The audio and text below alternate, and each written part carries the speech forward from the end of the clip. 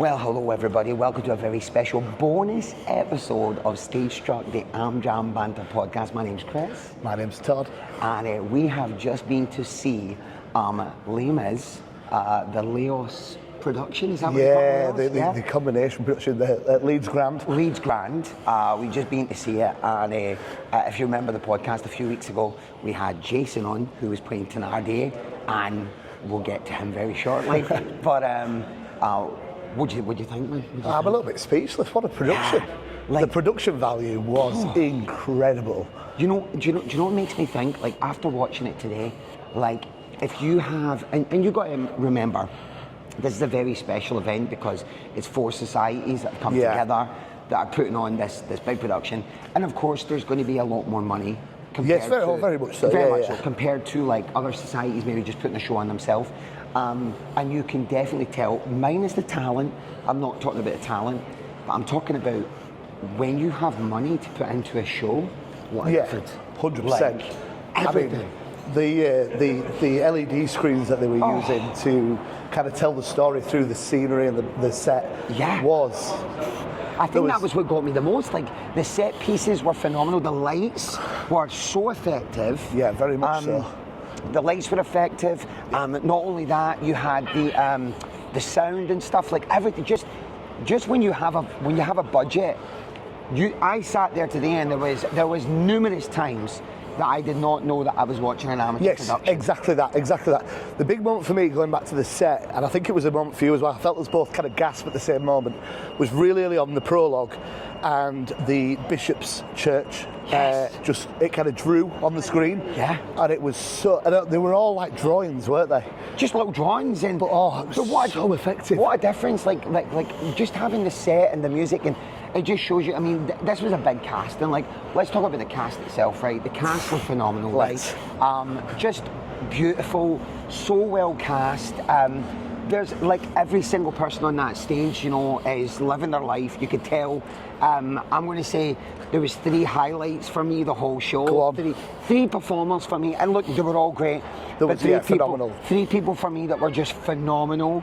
And Rob Durkin, I think it is. Rob Durkin, who played Valjean, yeah. Wow. Incredible. This man what a has range. So much range, but not just range, he's got so much control in his voice. I think it's one of the best versions of Bring Him Home I've ever seen. I was just about to say, Bring Him Home, for me, and do you know what? It's one of those moments in the show where you're like, here it comes, the big number. God, did he deliver? Did he just? God, did he deliver? And then at the end, I mean, obviously people might be going to see it, so I won't spoil it. But his final notes that are at a kind of later point in life. It was honestly like he for me, creme de la creme, absolutely brilliant. We have to talk about, is it Kirsty? Who was Fontaine. Who played Fontaine. Oh my God. A part that I will be honest, yes, I dreamed a dream, the big number, but a part that's not one of the ones that stand out for me. Fontaine as a character doesn't always grab me. Kirsty grabbed me today. Wow, what a performance. She had me in tears, literally, like the death and just everything about her performance, her vocals, her presence. She was just unbelievable, absolutely standout performer. And then I'm going to finish with Jason, like friend of the show. Jason, mate, you absolutely smashed that. And I remember Jason talking to us about it, like how he's playing the part and it's a bit more dark and sinister. Yeah. It read completely. Like I've seen Thenardier played up and hammed so much over the years. Yes. Jason, that was the most grounded. It was menacing, wasn't it? Menacing performances, but you couldn't help. You're that classic. Couldn't help but like the bad guy. 100%. the whole musical. Yeah, absolutely. And there was some beautiful. I'm not a big fan of ad libs in a classic musical way, you know it. But there were some really well placed ad libs in there. Oh, there was so many. That really genuinely made me chuckle. I'm gonna throw in Marius in there. Yes, we know that I've criticised Marius as a character on the show. Control on his voice was gorgeous. Beautiful little voice, like Cosette as well, the soprano, and just amazing performance. And we talked about Eponine at the interval. Eponine had that kind of slightly poppier quality to her voice, which really lends to Eponine. I think it's one of those things about Eponine, On My Own is such an iconic song, and she's got that, what I call that kind of true pop style to her voice. but it doesn't seem alienated towards everything else. It's just a nice little breath of fresh air. Exactly. That was it. It contrasts so beautifully with all the other kind of rich classical voices. Oh, and then Little Fall of Rain never fails to make me boo like a baby. And let's talk about the kids. The kids. Oh my God. Little Cosette from the start. Gavroche. I was broken. I was broken. The direction of Gavroche's death was beautiful. So let's talk about direction, because that was one thing. Like, so there was a lot of things. Look, we're going to be brutal with our podcast. We are honest. We're true people. We'll say it how it is. You know, there was some amazing things we saw in that show, but of course there was things that we were like, oh, I'm not a big fan of. It was some bold choices, is what I'd say about directing and choreography. So.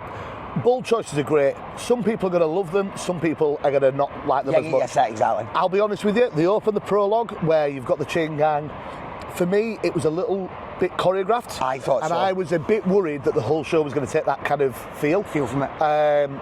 Some people are going to go watch it and go, I adored that, and that is absolutely fine.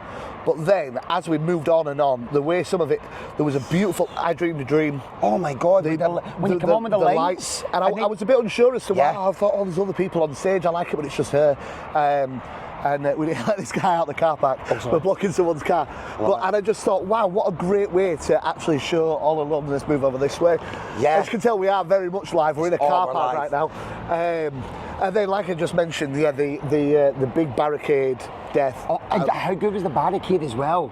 Like, I thought I quite liked the way that I would have liked a bit more dressing on it. Bit more, on the outers. Outside. I thought it was very cleverly done. I just think, like, but I mean, that's me literally nitpicking. And my nitpick would probably be, I think. Look, listen, we know it's we keep forgetting it's Amsterdam.